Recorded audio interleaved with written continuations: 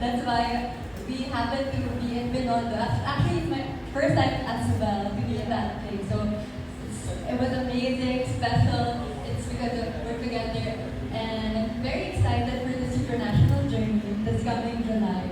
I waited for this moment for almost a year already.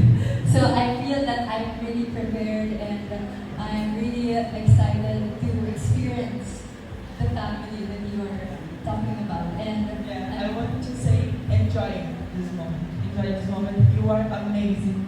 You have a beautiful heart. Since I met you at the airport, I feel like, oh my God, I know this woman for a long time. I don't know.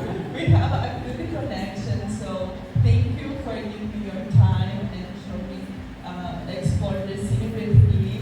Thank you so much. You are amazing, and I hope you enjoy this moment so much because it's unique, it's so special, and July is coming. So just enjoy and be yourself all the time, okay?